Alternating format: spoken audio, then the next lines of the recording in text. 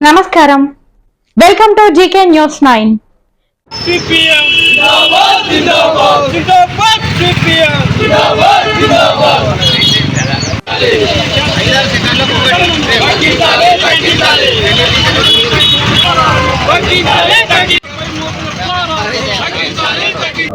కేంద్రంలో ఉన్నటువంటి బీజేపీ ప్రభుత్వం ఈ మధ్యకాలంలో ప్రజలకు వ్యతిరేకమైనటువంటి 3 చట్టాలు తీసుకొచ్చింది.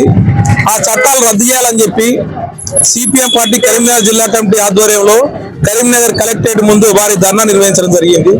ముఖ్యంగా అనేక సంవత్సరాలు స్వాతంత్రానికి పూర్వం కొట్లాడి సాధించుకున్న 29 కార్మిక చట్టాలను రద్దు చేసి 4 లేబర్ కోడ్లు తీసుకొచ్చింది. తద్వారా కార్మిక వర్గాన్ని మరింత కట్టుబానిసలు చేసేటువంటి చట్టాలు అవి. అంతేకాదు సామాజిక భద్రతలో భాగంగా యూపీఏ 1 హాయంలో కమ్యూనిస్టులు కొట్లాడి సాధించినటువంటి ఉపాధి హామీ చట్టాన్ని రద్దు చేసి ఇవాళ మళ్ళా విబిజి రామ్జీ పేరుతో కొత్త చట్టం తీసుకొచ్చారు.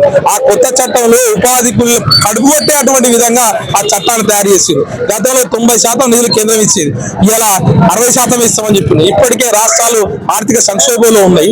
ఆ రకంగా మళ్ళీ రాష్ట్రాలపై భారం వేయడం సరైనది కాదు.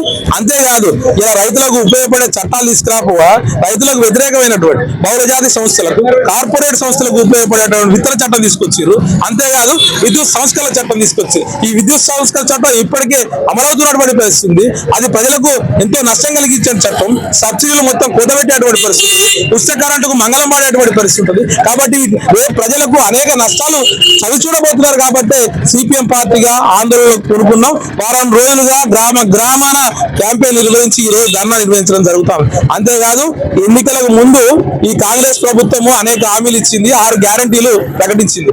దానికి చట్టబద్ధత కల్పించాలని కూడా సిపిఎం పార్టీ డిమాండ్ చేస్తూ ఉంది. అందులో భాగంగానే ఈ పెన్షన్లు పెంచుతామని చెప్పారు, మహిళలకు 2500 అని చెప్పి, నిరుద్యోగ భృతి అని చెప్పారు, తులం బంగారం అని చెప్పారు. ఇంకా చాలా ఉన్నాయి, 400 పైసలకు హామీలు ఉన్నాయి. ఇలా పంటలకు 500 రూపాయలు, క్వింటాలకు 500, ఒక్క సన్నవాళ్ళకి ఇస్తారు. ఇలా పసుపుకి లేదు, మిర్చికి లేదు, ఇక దేనికి లేదు. వాళ్ళు చెప్పిందేమో అన్ని పంటలకు ఇస్తామంటారు, కానీ ఒక సన్నవాళ్ళకి దొడ్డు వాళ్ళకు కూడా ఇవ్వడం పరిస్థితి ఉంది. అంటే చెప్పేది ఒకటి చేసేది ఒకటి. ఎన్నికలు అయిపోగానే వాళ్ళ మాట మారుస్తున్నారు. కాబట్టి ఎన్నికలకు ముందు ఏదైతే హామీలు ఇస్తున్నాయో ఆ హామీలకు చట్టబద్ధత కల్పించాలా.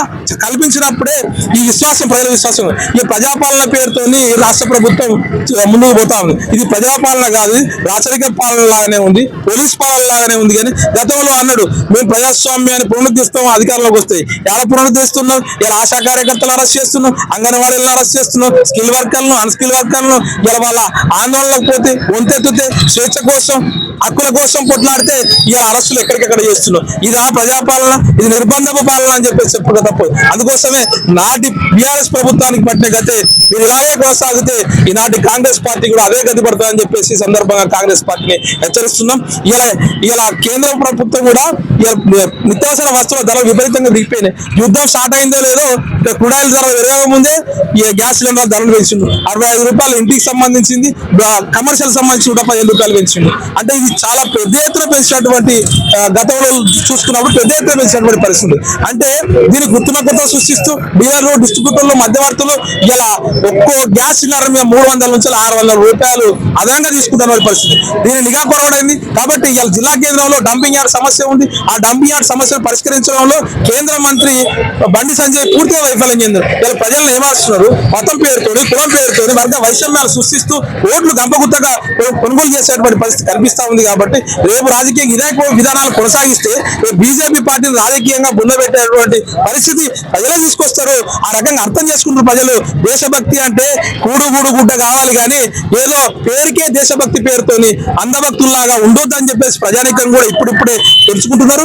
ప్రజా వ్యతిరేక విధానాల పైన రాజీ లేనటువంటి నికరమైనటువంటి ఆందోళన పోరాటాలు కొనసాగిస్తామని ఈ సందర్భంగా తెలియజేస్తున్నాం. మిల్కూరు వాజేరెడ్డి, సిపిఎం పార్టీ కరీంనగర్ జిల్లా కార్యదర్శి. ఈ వీడియో మీకు నచ్చినట్లయితే లైక్ బటన్ క్లిక్ చేయండి.